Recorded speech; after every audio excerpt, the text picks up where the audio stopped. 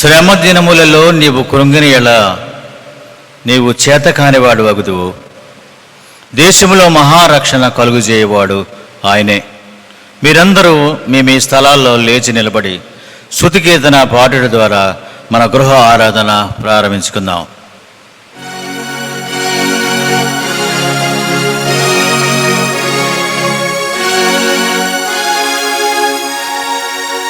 పితృపుత్ర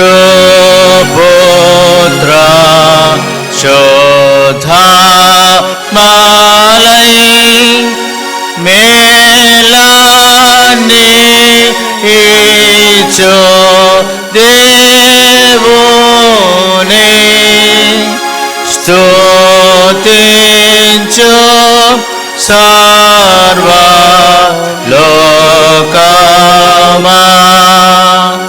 స్తుతించు దివ్య సైన్యమా. ప్రేమగల మా తండ్రి ప్రభు నాయన, నీకు వందనాలు స్తోత్రాలు చెల్లించుకుంటున్నా ప్రభా. ఈ ఉదయకాల సమయం మరొకసారి నేను స్తుతించడానికి, నిన్ను జ్ఞాపకం చేసుకోవడానికి మాకు ఇచ్చిన చక్కని అవకాశం బట్టి వందనాలు ప్రభా. తండ్రి నాయన, ఇదిగో భయంకర పరిస్థితులు మేము ఉన్నాం. మమ్మల్ని ఒకసారి చూచి మా యందు దయ చూపించి ప్రభా, త్వరగా నాయన మరి ఈ శ్రమలో నుండి మేము బయటికి రాలేక నువ్వు సహాయం చేయమని, జరగబో ఆరాధన అంతా కూడా నీవు మాతో మమ్మల్ని నడిపించమని యేసు ప్రభు పాట వేడుకొచ్చాను మా తండ్రి, ఆమేన్. పరలోకమందున మా తండ్రి, నీ నామం పరిశుద్ధపరచబడును గాక, నీ రాజ్యం వచ్చు గాక, నీ చిత్తము పరలోకమందు నెరవేరినట్లు భూమి మీద నెరవేరును గాక. మా నిందిన ఆహారము నేను మాకు దయచేయము, మా రుణస్థులు మేము క్షమించే ప్రకారము మా రుణం క్షమించము, మమ్మల్ని శోధనలను తేక కీడును తప్పించము, ఎందుకంటే రాజ్యము బలము మహిమ నిరంతరము నీవైనవి తండ్రి, ఆమేన్. దయచేసి కూర్చోండి.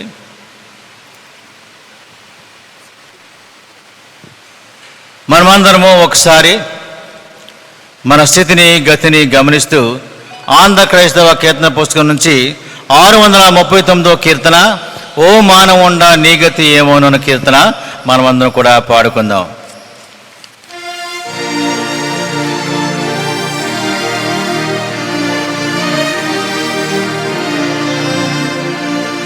ఓ మానవుండా నీ గతి ఏమౌనో తెలియునా, ఏమేమి చేయుచుంటివో తప్పించుకొందువా. ఆహా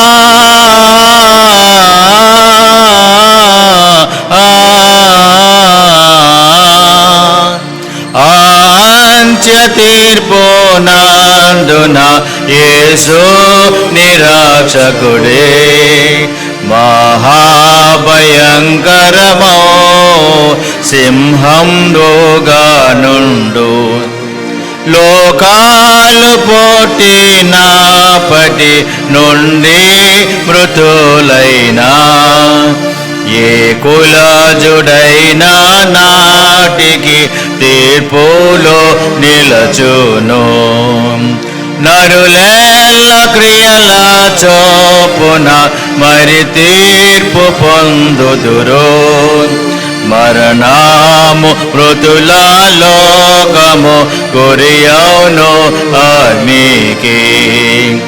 దేవుని జీవ గ్రంథము దేవుడు తెరచును, ఎవ్వారి పేరందుండదో వాడగ్నిలో బడును.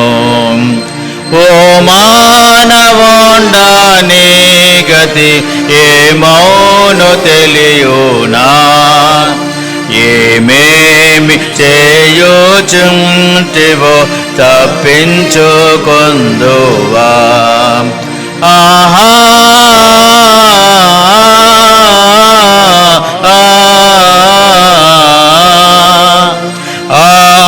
అంత్య తీర్పు నందున యేసు నిరాక్షకుడే, మహాభయంకరమో సింహంబు కానుండు. దయచేసి కూర్చున్నాం.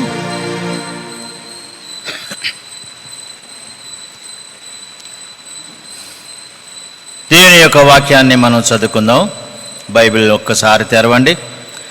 మన సంఘ డీకన్ బోర్డు సభ్యులు శ్రీ జి క్లార్క్ కౌర్ గారు వచ్చి దేవుని యొక్క వాక్యాన్ని ఉదయకాలపు ఆరాధనకు ఏర్పాటు చేయబడిన దైవ వాక్య పఠన భాగము పరిశుద్ధ గ్రంథము నుండి యోబు గ్రంథము 1వ అధ్యాయము 13వ వచనము నుండి 22వ వచనం వరకు చదువుకుందాం. యోబు గ్రంథము 1వ అధ్యాయము 13వ వచనం నుండి 22వ వచనం వరకు చదువుకుందాం. ఒక దినమున యోబు కుమారులను కుమార్తెలను తమ అన్న ఇంట భోజనము చేయుచు ద్రాక్షారసము పానము చేయుచు నుండగా ఒక దూత అతని యొద్దకు వచ్చి, ఎద్దులు నాగలి దున్నుచు గాడిదలు వాటి సమీపమున మేయుచు నుండగా షబాయీయులు వాటి మీద పడి వాటిని పట్టుకొని పోయి ఖడ్గముతో పనివారిని హతము చేసిరి. జరిగినది నీకు తెలియజేయుటకు నేనొక్కడినే తప్పించుకొని వచ్చి ఉన్నానెను. అతడు ఇంకా మాట్లాడుచుండగా మరి ఒకడు వచ్చి, దేవుని అగ్ని ఆకాశము నుండి పడి గొర్రెలను పనివారిని రగులబెట్టి కాల్చివేసెను. దానిని నీకు తెలియజేయుటకు నేనొక్కడినే తప్పించుకొని వచ్చి ఉన్నానెను. అతడు ఇంకా మాట్లాడుచుండగా మరి ఒకడు వచ్చి, కల్దీయులు 3 సమూహములుగా వచ్చి ఒంటెల మీద పడి వాటిని కొనిపోయి ఖడ్గము చేత పనివారిని చంపిరి. నీకు దానిని తెలియజేయుటకు నేనొక్కడినే తప్పించుకొని వచ్చి ఉన్నానెను. అతడు మాట్లాడుచుండగా మరి ఒకడు వచ్చి, నీ కుమారులను నీ కుమార్తెలను తమ అన్న ఇంట భోజనము చేయుచు ద్రాక్షారసము పానము చేయుచు నుండగా గొప్ప సుడిగాలి అరణ్య మార్గముగా వచ్చి ఆ ఇంటి 4 మూలులను కొట్టగా అది యవనుల మీద పడినందున వారు చనిపోయిరి. దానిని నీకు తెలియజేయుటకు నేనొక్కడినే తప్పించుకొని వచ్చి ఉన్నానెను. అప్పుడు యోబు లేచి తన పై వస్త్రమును చింపుకొని తన వెంట్రుకలు గొరిగించుకొని నేల మీద సాష్టాంగపడి నమస్కారము చేసి ఇట్లనెను, నేను నా తల్లి గర్భములో నుండి దిగంబరినై వచ్చి తిని దిగంబరినై అక్కడికి తిరిగి వెళ్ళెదను. యెహోవా ఇచ్చెను, యెహోవా తీసుకొని పోయెను. యెహోవా నామమునకు స్తుతి కలుగునుగాక. ఈ సంగతులలో ఏ విషయమందును యోబు ఏ పాపమును చేయలేదు, దేవుడు అన్యాయము చేసినని చెప్పలేదు. దేవుని వాక్యం మన వినికిడిలో బహుగా ఫలించునుగాక. ఆమేన్. దేవుని వాక్యాన్ని చదివి వినిపించినటువంటి సంఘ డీకన్ బోర్డు సభ్యులు శ్రీ జి క్లార్క్ కౌర్ గారికి నా యొక్క వందనాలు తెలియజేసుకుంటున్నాను. అందరం కొంతసేపు ప్రార్థనలో మన సమయాన్ని గడుపుదాం. అందరూ తలలో వంచి కొన్ని నిమిషాలు దేవునితో మనం విజ్ఞాపన చేసుకుందాం. కృపగల దేవ, 2020 సంవత్సరంలో ఏప్రిల్ నెల ముగించుకొని మే మాసంలో మొదటి ఆదివారం నీ సన్నిధిలో మౌనంగా నిలబడి నిశ్శబ్ద వాతావరణంలో అనేకులకు యూట్యూబ్ ద్వారా దేవుని సువార్తను అందించాలనే ఆశతో క్రేగ్ మెమోరియల్ బాప్టిస్ట్ సంఘ అధ్యక్ష కార్యవర్గ అభిమతంతో నిన్ను ఆరాధించడానికి నీవు అనుగ్రహించిన ఈ అవకాశం బట్టి వందనాలు చెల్లించుకుంటున్నావు తండ్రి. మా సంఘమును కార్యవర్గమును సంఘములో ఉన్న వివిధ కార్యక్రమములను కొరకు ప్రార్థన చేస్తున్నాం. సంఘ సెక్స్టను కుటుంబము సౌండ్ ఆపరేటర్ కుటుంబం కొరకు ప్రార్థన చేస్తున్నాం. మన సంఘ కాపరుల కొరకు వారి కుటుంబాల కొరకు ప్రార్థన చేస్తున్నాం తండ్రి. అలనాడు శిష్యులతో కలిసి చేసిన రాత్రి భోజన సంస్కారాన్ని సంఘ విశ్వాసులంతా కలిసి ఆరాధించనోచుకోలేకపోతున్నాం తండ్రి. ఈ కరోనా మహమ్మారి చేతిలో ఊగుతున్నాం. డాక్టర్స్, నర్సు, మున్సిపల్ ఉద్యోగులు, పోలీస్ శాఖ వారు నిర్విరామంగా పనిచేస్తున్నారు ప్రభా, ప్రయాసపడుతున్నారు. వాళ్ళని దీవించు, ఆస్వాదించు నాన్న. మా యొక్క ముఖ్యమంత్రి గారిని, నాన్న ఎమ్మెల్యే గారిని, జిల్లా కలెక్టర్ గారిని, ఎస్పీ గారిని కూడా దీవించి ఆస్వాదించండి. వారి పరిచర్యను ఆశీర్వదించమని మనం చేసుకుంటున్నాం. మర్మములు బయలుపరచగల పరలోక దేవ, అంధకారంలో సంగతులు తెలిసినవాడా, నీవు దేవతలకు దేవుడు, రాజులకు రాజు, అద్భుతములు చేయగల దేవుడు, దేశంలో మహారక్షణ కలుగజేయవాడు నీవే. భక్తిహీనుల కొమ్ము విరగొట్టేవాడు నీవే. నీతిమంతుల కొమ్ము హెచ్చించగలవాడు నీవే. సముద్రము నీటిని రాశిగా నిలబెట్టిన దేవా నీకు వందనాలు. పగటి వేళ మేఘాన్ని, రాత్రి వేళ అగ్నిస్తంభాన్ని ప్రసాదించిన దయామయుడా, దాహం అన్నప్పుడు బండ నుంచి నీళ్ళిచ్చిన దేవా, ఆకలవుతున్నప్పుడు ఆకాశం నుంచి మన్నాను కురిపించిన దేవా, ఆశ్చర్యకాలము జరిగించేవాడు నీవే. ఆకాశము నీదే, భూమి నీదే, సర్వ సృష్టి నీదే. లోకమును దాని పరిమూర్తి నీవే స్థాపించితివి. ప్రభువా, ఇదిగో మరి ఒక మిడతల దాడి వలన పంటలు నాశనం అవుతాయంటున్నారు తండ్రి. ఫరో నిర్లక్ష్య స్వభావాన్ని మేము జ్ఞాపకం చేసుకుంటున్నాం. దయచేసి మా ఒక్కసారి చూడమని మనవి చేసుకుంటున్నాం. నీ ఉగ్రత, మా రహస్య పాపములు కనబడుతున్నాయి ప్రభా. దేశం వణికిపోతుంది, గజగజలాడుతుంది ప్రభా. మా దోషములు నీ దగ్గర ఉన్నాయి. ఒక్కొక్కరికి లెక్క చూస్తున్నావు తండ్రి. నీకు వందనాలు, స్తోత్రాలు. దేవా, నీవు సహాయం చేయకపోతే మా ప్రాణం మౌనం దాల్స్తుంది తండ్రి. దేవా, నీవు మా మనవి వినకపోతే మా ప్రాణం మమ్మల్ని వదిలేస్తుంది ప్రభా. దేవా, నీవు మా మనవి ఆలకించకపోతే మా దేశం మాయమైపోతుంది తండ్రి. దేవా, మా ఆర్తనాదం వినకపోతే నీ సృష్టి, ఈ ప్రపంచం కనుమరుగపోతుంది తండ్రి. ఒక్కసారి ఆలోచించు తండ్రి. నీ ఆలయాలు, మందిరాలు మూగబోయాయి తండ్రి. సంగీత నాదాలు వినబడటం లేదు తండ్రి. అగ్రరాజ్యాలు వణికిపోతున్నాయి ప్రభా. ప్రపంచం కళ్ళు తెరిపించాలని నీకు వందనాలు. ప్రపంచాన్ని కుదిపేసినందుకు నీకు వందనాలు. నిన్ను తెలియని దేశాలలో నీ ప్రార్థన వినబడుతుంది ప్రభా. నీకు వందనాలు, స్తోత్రాలు. ప్రపంచం తప్పు తెలుసుకుంటుంది ప్రభా. నీకు వందనాలు, స్తోత్రాలు. ఇక నుండి నీ ఉగ్రత తీసేయమని మనవి చేసుకుంటున్నాం. నీ కోపాన్ని చల్లార్చుకోమని ప్రార్థన చేస్తున్నావు తండ్రి. శాంతించు తండ్రి, శాంతించు ప్రభువా.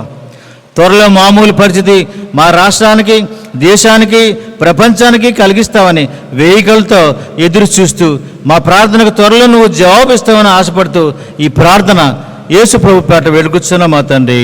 Amen, amen, amen. ఇప్పుడు మనం అందరం కలిసి ఆంధ్ర క్రైస్తవ కీర్తన పుస్తకం నుంచి 640వ పాట 1, 2, 3, 5 చరణాలు పాడి దేవుని యొక్క ప్రేమను మనం చాటుకుందాం.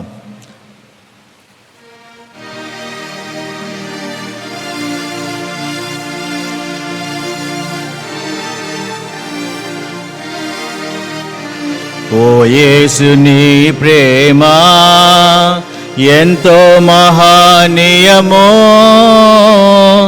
ఆకాశ తారా పర్వత సముద్ర ములకన్న గోపది. ఆకాశ తారా పర్వత సముద్ర ములకన్న గోపది.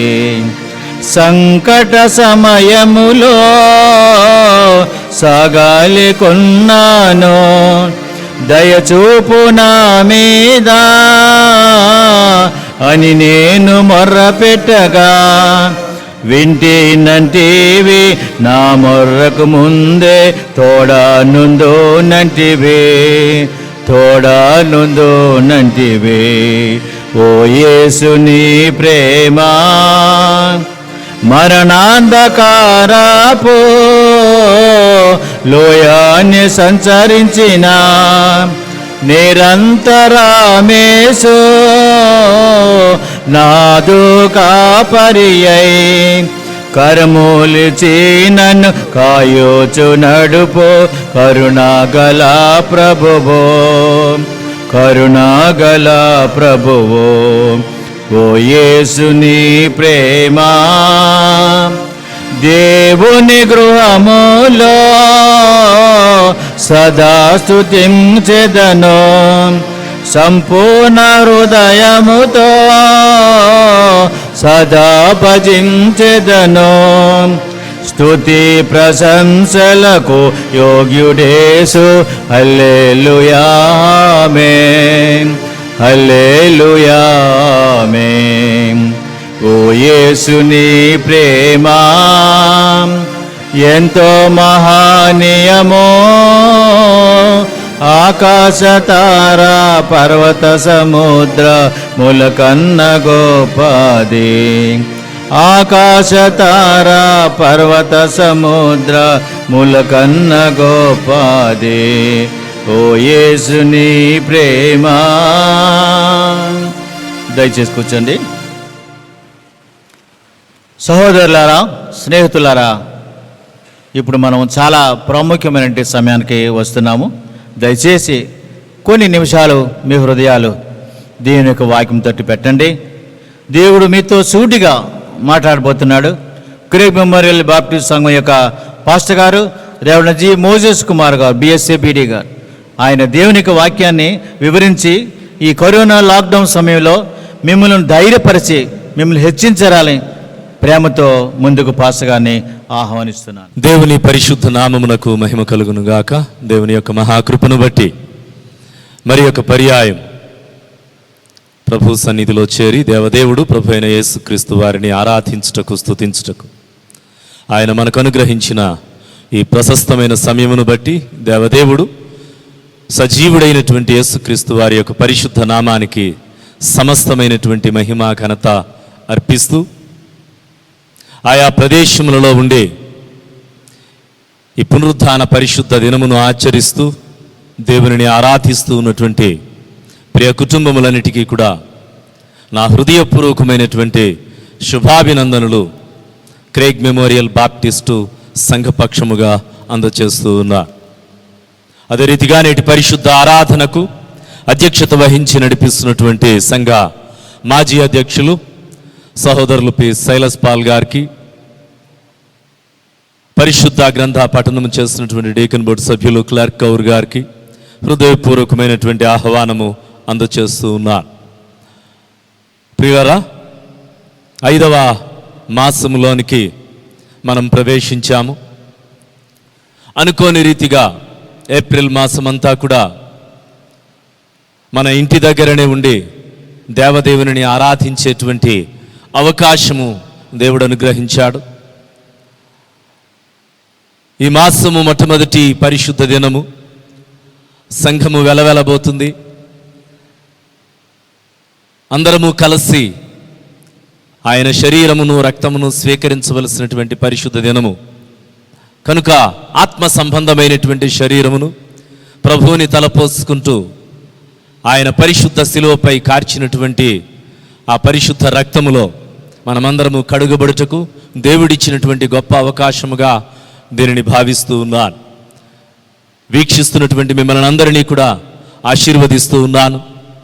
నిర్విరామముగా ప్రతి ఆదివారము సంఘ సహవాసముతో ఈ రీతిగా కలుసుకునేటువంటి అవకాశమును కల్పించినటువంటి సంఘ కార్యవర్గము, ప్రెసిడెంట్ గారికి, ప్రసన్న కుమార్ గారికి, కార్యదర్శి గారు వినోద్ కుమార్ గారికి, ట్రెజరర్ గారు జాసన్ గారికి, తక్కిన కమిటీ వారందరికీ కూడా హృదయపూర్వకమైనటువంటి ధన్యవాదములు అందచేస్తూ ఉన్నాను.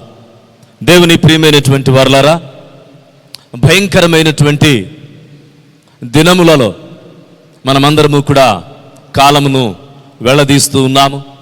ఎటు చూచినా కలవరము, ఎటు పోయినా గందరగోళము. పాండమిక్ కరోనా వైరస్ ప్రతి ఒక్కరిని కూడా కబళించటానికి ఇంకా వేగముగా కదులుతూ ఉన్నటువంటి పరిస్థితులు. క్రైస్తవ సంఘమైతే నిలకడగా నిరీక్షణతో విశ్వాసముతో ఎడతెగక ప్రార్థన చేస్తూ ఈ యొక్క భయంకరమైనటువంటి దినములు గడిచిపోవుట కొరకు అనుదినము ప్రార్థనలో గడుపుతూ ఉన్నారు. కనుక మీ అందరి కొరకు మేము ప్రార్థన చేస్తూ ఉన్నాము. మీ ప్రార్థన అవసరతలను కూడా తెలియపరచండి. సంఘ కాపరులైనటువంటి వారికి మీ ప్రార్థన అవసరతలను తెలియపరచండి. మీ కొరకు ప్రతిదినము ప్రార్థన చేస్తాము. అన్ని విషయములలో కూడా దేవుడు మీకు తోడుగా ఉండాలని నేను ఆశపడుతూ ఉన్నాను. రెవరెండ్ రంజితయ్య గారు ఫోన్ చేసి మీ అందరి కొరకు ప్రార్థన చేస్తున్నామని తెలియపరిచారు. అందును బట్టి రంజితయ్య గారి పక్షంగా కూడా మీకు శుభములు తెలియచేస్తూ ఉన్నాను. ప్రియులారా, ఈ పరిశుద్ధ ఆరాధనతో పాటు ఇదే సాయంకాల సమయమందు 6:30 గంటలకు ఇంగ్లీష్ ఆరాధన కూడా సంఘము ప్రసారం చేస్తూ ఉంది. దానిలో కూడా మీరు సాయంకాల సమయమందు ఏకీభవించండి. ఇంగ్లీష్ ఆరాధనలో మీ బిడ్డలందరినీ కూడా ప్రేరేపించండి. వాక్యం వినుటకు దేవుడు అనుగ్రహించినటువంటి ఈ సమయాన్ని సద్వినియోగం చేసుకోవాలని మీకు జ్ఞాపకం చేస్తూ ఉన్నాను. అపోస్తలుడైనటువంటి పౌలు తిమోతికి వ్రాసినటువంటి 2వ పత్రిక 3వ అధ్యాయము మొదటి వచనము. అంత్య దినములలో అపాయకరమైన కాలములు వచ్చునని తెలుసుకొనుము. పెరిలస్ టైమ్స్, అంత్యకాలములో అపాయకరమైనటువంటి సంఘటనలు జరుగుతాయి. అపాయకరమైనటువంటి కాలములో, ఈ అంత్య దినములలో మనము బ్రతుకుతూ ఉన్నాము. కనుక ఈ అపాయకరమైనటువంటి కాలమును ఎదుర్కొనుటకు ఏ విధమైనటువంటి పరిష్కారాన్ని మనము కనుగొంటూ ఉన్నాం? ప్రభుత్వాధికారుల దగ్గర దీనికి పరిష్కారము లేదు. అన్నీ కూడా మూసివేయబడ్డాయి. ఏ పట్టణములో చూచినా, ఏ వీధిలోనికి వెళ్ళినా అన్నీ కూడా వెలవెలబోతున్నటువంటి పరిస్థితులు. అందరూ కూడా భయముతో బాధపడుతున్నటువంటి పరిస్థితులు మనము చూస్తూ ఉన్నాం. రాజకీయములతో సంబంధము లేదు, పొలిటికల్ పార్టీస్, ఆ పార్టీ ఈ పార్టీ అని లేదు. అందరికీ కూడా ఈ దినములు గడ్డు పరిస్థితిని ఎదుర్కొనేటువంటివే. కేవలము ఒక మతమునకు మాత్రమే కాదు, దేవునిని నమ్మనటువంటి వారు కూడా ఈ గడ్డు పరిస్థితులను ఎదుర్కొంటూ ఉన్నారు. Atheists, all religions on this earth, అందరూ కూడా ఈ గడ్డు పరిస్థితిని ఎదుర్కొంటూ ఉన్నారు. అందరికీ కూడా ఒకే రకమైనటువంటి బాధ సుమారు 200కు పైగా దేశములు అనుభవిస్తున్నటువంటి పరిస్థితులు ఇవి. అంత్య దినములలో అపాయకరమైనటువంటి పరిస్థితులలో దేవుని యొక్క కృపకు పాత్రుల మగుటకు సంఘము ఏ రీతిగా సిద్ధపడగలుగుతూ ఉంది? అపోస్తులుడైనటువంటి పౌలే దెసలోనికలకు రాసినటువంటి మొదటి పత్రిక 5వ అధ్యాయము 1 నుండి 3 వచనములు, సహోదరులారా, ఆ కాలములను గూర్చి, ఆ సమయములను గూర్చి మీకు వ్రాయనక్కరలేదు. రాత్రివేళ దొంగ ఎలాగు వచ్చునో అలాగే ప్రభువు దినము వచ్చునని మీకు బాగుగా తెలియను. లోకులు నెమ్మదిగా ఉన్నది, భయమేమీ లేదని చెప్పుకొనుచుండగా గర్భిణి స్త్రీకి ప్రసవ వేదన వచ్చునట్లు వారికి ఆకస్మికముగా నాశనము తటస్థించును గనుక వారెంత మాత్రము తప్పించుకొనలేరు. Nobody will escape. గర్భిణీ స్త్రీకి ప్రసవ వేదన కలుగునట్లుగా ప్రభు యొక్క రాకడ ఉంటుంది. దేవుని ప్రియమైనటువంటి వారలారా, ఆకస్మికముగా నాశనము సంభవిస్తుంది. ఎక్కడికి తప్పించుకొని పోలేము. ఈ భూమి మీద అందరూ కూడా అటు ఇటు పరుగులు పెడుతూ ఉన్నారు. ప్రస్తుతం అన్ని దేశాల యొక్క బోర్డర్స్ కూడా క్లోజ్ చేయబడ్డాయి. ఈవెన్ దో మన దేశంలో స్టేట్స్ యొక్క బోర్డర్స్ కూడా క్లోజ్ చేసేశారు. తమిళనాడు యొక్క బోర్డర్స్, ఆంధ్రప్రదేశ్ నుంచి వెళ్ళేటువంటి వెహికల్స్ లోపలికి వెళ్లకుండా అడ్డంగా గోడలు కట్టేస్తూ ఉన్నారు. అన్ని దేశముల యొక్క దారులు మూసుకొని పోయాయి. ఎవ్వరు ఎక్కడికి తప్పించుకొనలేరు. ఆయా దేశముల నుంచి మరలా పర్మిషన్స్ వచ్చే వరకు కూడా అన్నీ మూసివేయబడ్డాయి. ఎయిర్లైన్స్ అన్నీ కూడా మూసివేయబడ్డాయి. దేశముల యొక్క పరిస్థితులన్నీ కూడా ఎవరు ఎక్కడి వారు అక్కడనే ఉండాలి. చాలామంది మన బంధువులు కూడా ఆయా ప్రదేశములకు వెళ్ళి అక్కడే ఉండిపోయినటువంటి పరిస్థితులు. ఎవ్వరు ఎక్కడికి ఈ భూమి మీద నుంచి ఎక్కడికి పోగలరు.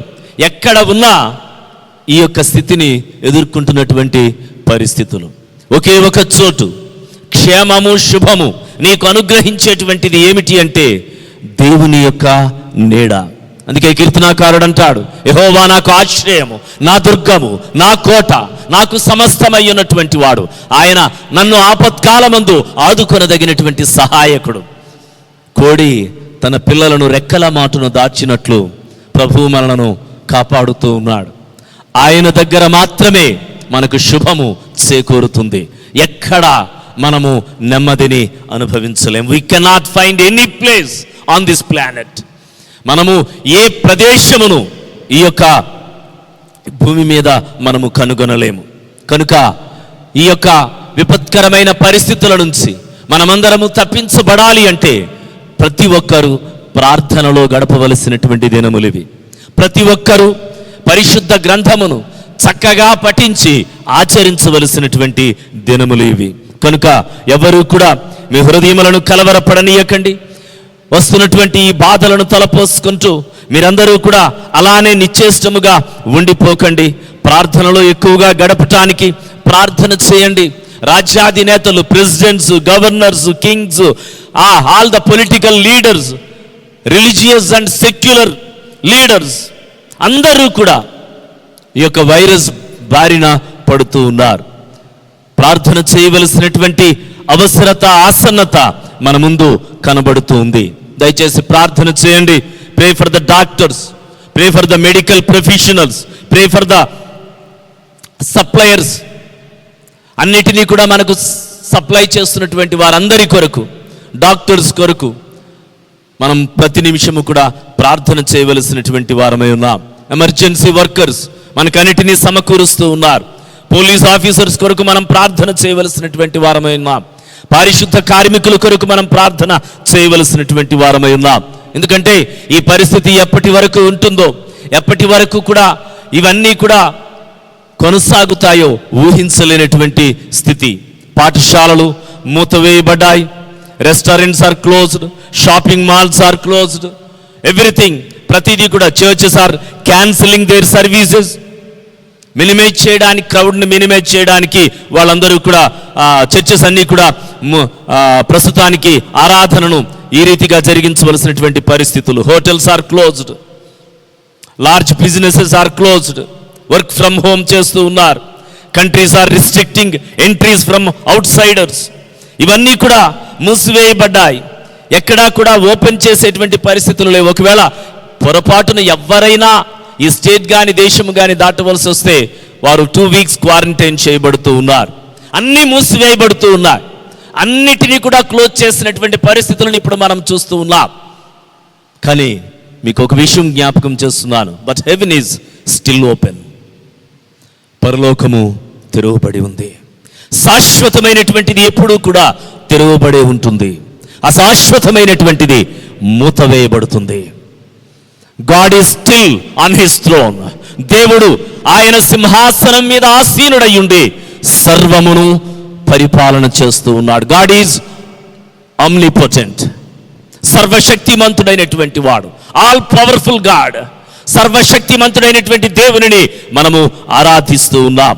దేవుని ప్రియమైనటువంటి వారలారా, మనమందరము కూడా మన హృదయములను, మన యొక్క మనస్సులను దేవుని యొక్క రాజ్యము కొరకు సిద్ధము చేసుకోవలసినటువంటి వారమై ఉన్నాం. ఎక్కడ చూచినా క్రైసిస్ ఉంది, ఇబ్బందికరమైనటువంటి వాతావరణం ఉంది. But there is no crisis in the kingdom of God. దేవుని రాజ్యములో ఏ విధమైనటువంటి లోటు లేదు. There is no crisis among the angels. దేవదూతలన్నీ సంతోషంతో ప్రభువుని ఆరాధిస్తూ ఉన్నాయి. ఉదయకాల సమయమందు దేవుని యొక్క పరిశుద్ధాత్మ, ఆయన సన్నిధి కాంతి, ఆయన దేవదూతలతో కలిసి పరిశుద్ధుడు అని ఆరాధించబడుతున్నటువంటి ఆ యొక్క పరిస్థితి అంతా కూడా నీ కుటుంబంలో కలగాలని ఆశీర్వదిస్తూ ఉన్నాను. అనేకమైనటువంటి తెగుళ్ళు, ప్రకృతి వైపరీత్యములు ఈ భూమి మీద కలుగుతూనే ఉన్నాయి. Earth quakes, tornadoes, destruction by fire, floods, ఇవన్నీ కూడా భూమికి హాని చేస్తూనే ఉన్నాయి. ఈ కెలామిటీస్ అన్నీ కూడా భూమి మీద ఆయా సమయములలో వస్తూనే ఉన్నాయి. ఇంత వెలుపల ప్రమాదములను ఎదుర్కొనేటువంటి పరిస్థితులు కలుగుతూ ఉన్నాయి. వైద్యుడైనటువంటి లూకా అంటూ ఉన్నాడు, 21వ అధ్యాయం 26వ వచనము, ఆకాశమందలి శక్తులు కదిలింపబడును గనుక లోకము మీదికి రాబోచున్న వాటి విషయమై భయము కలిగి మనుష్యులు ఎదురు చూచుచు ధైర్యము చెడి కూలుదురు. మనుషులట ధైర్యము చెడి కూలిపోతారు. ఎందుకంటే భయంకరమైనటువంటి దినములు. నేటి దినమందు మీరు చూడండి, అక్షరాల బైబిల్లో ఉన్నటువంటి ప్రతి మాట నెరవేరుతూ ఉంది. ధైర్యము చెడిపోయింది అగ్రనేతలకే. ఈవెన్ అగ్రరాజ్యం యొక్క అధికారి ప్రెసిడెంట్ ట్రంప్ కూడా ధైర్యము చెడినటువంటి వాడై ఉన్నాడు. మనుష్యులందరూ ధైర్యము చెడినటువంటి వారై ఉంటారు. దేవుని ప్రియమైనటువంటి వారలారా, ఈ యొక్క పరిస్థితులలో ఇదేమీ వరల్డ్ వార్ కాదు. ప్రపంచ యుద్ధము 1 జరిగిపోయింది, 2 జరిగిపోయింది. ఇప్పుడేమీ ప్రపంచ యుద్ధం జరగటం లేదు. ఎక్కడ చూసినా కూడా ప్రపంచ యుద్ధము జరిగినప్పటికంటే పరిస్థితులు ఇప్పుడు విపత్కరమైనటువంటి స్థితిని ఎదుర్కొంటూ ఉన్నాయి. అన్ని విషయములలో కూడా భయంకరమైనటువంటి స్థితిగతులను మనం అనుభవిస్తూ ఉన్నాం. అందరి మనస్సులలో ఒకటే ప్రశ్న, తదుపరి ఏమిటి? What's the next? తదుపరి ఏమిటి? మన ప్రణాళిక ఏమిటి? మన ఆలోచన ఏమిటి? బిడ్డలకు మన భవిష్యత్తు ఏమిటి? మన యొక్క ఆరాధనా పరిస్థితులు ఏమిటి? మన యొక్క ఉనికి ఏమిటి? వీటన్నిటిని గురించి ఆలోచిస్తూ ఉన్నారు. ఆర్థికముగా ఎదుగుట కొరకు దేశములు ఏ ప్రణాళికలను రచించుకోవాలో రాజ్యాధినేతలు పరిశీలన చేసుకుంటూ ఉన్నారు. మతాధికారులు ఏ విధమైనటువంటి చర్యలతో ఇంకా మనము మన యొక్క మతములను కొనసాగించాలి అని ఆలోచించుకుంటూ ఉన్నారు. కొంతమంది ఇంకా బుద్ధి లేనటువంటి వారు ఈ లోకములో ఇంకా తమకు అనుకూలముగానే ఈ పరిస్థితులను కూడా మలుచుకునేటువంటి మనుషులు లేకపోలేరు.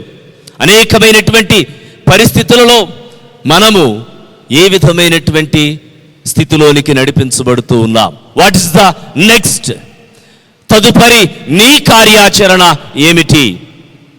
ఒక బాధ్యత కలిగినటువంటి క్రైస్తవునిగా ఈ లోకములో అనేక మంది యొక్క రక్షణార్థమై ప్రార్థిస్తున్నటువంటి ఒక విశ్వాసివిగా, దేవునికి నమ్మకమైనటువంటి బలీయమైనటువంటి ఒక ప్రార్థనా పరునిగా, ప్రార్థనా పరురాలిగా నీ యొక్క కర్తవ్యం ఏమిటి? What is the next in your mind? నీ మనస్సులో ఏమి దొరలాడుతూ ఉంది? తదుపరి నా కార్యాచరణ ఏమిటి? తదుపరి నా కార్యాచరణ ఏమిటి? ఉదయకాల సమయమందు నేను మీ కొరకు ప్రార్థించి ధ్యానము చేసి సిద్ధపరచి తీసుకుని వచ్చినటువంటి అంశము కీప్ యువర్ టెస్టిమోనీ. నీ సాక్ష్యమును కాపాడుకో. What is the next? తదుపరి కార్యాచరణ ఏమిటి అంటే క్రైస్తవ విశ్వాసికి సాక్ష్యమును కాపాడుకొనుటయే.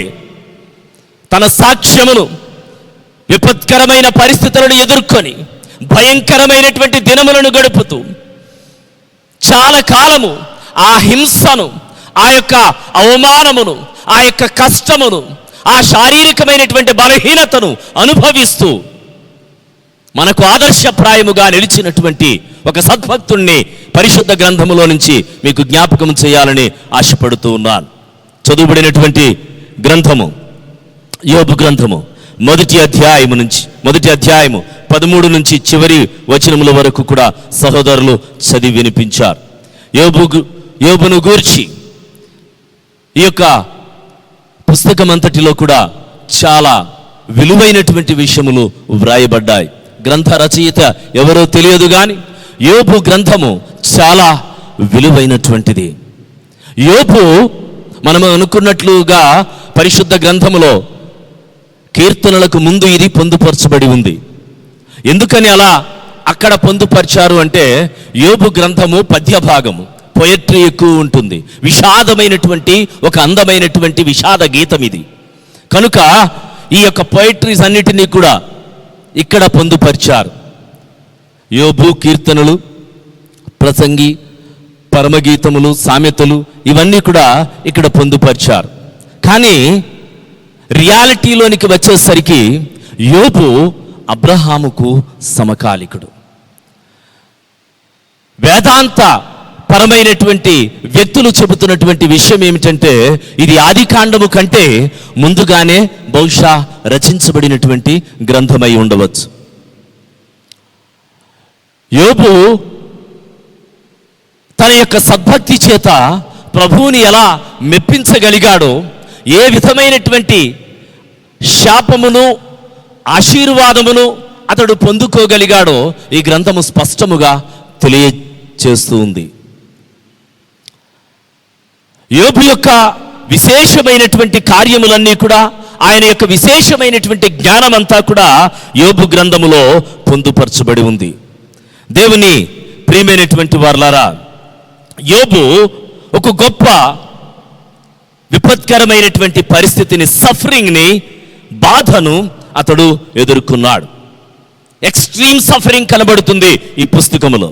మరి ముఖ్యముగా ఈ కోవిడ్-19కి నేను సరిపోల్చుకునేటువంటి కొన్ని సిమిలారిటీస్ని, యోబు జీవితంలో నుంచి కొన్ని సిమిలారిటీస్ని, ప్రస్తుతం ఉన్నటువంటి పరిస్థితులకు సరిపోల్చేటువంటి ఆ సిమిలారిటీస్ని కొన్నిటిని నేను మీకు జ్ఞాపకం చేస్తాను. మొట్టమొదటిగా యోబు ఒక విచిత్రమైనటువంటి వ్యాధి చేత బాధపడ్డాడు. అతడి ఒంటి నిండా కూడా పుండ్లు వచ్చేసాయి.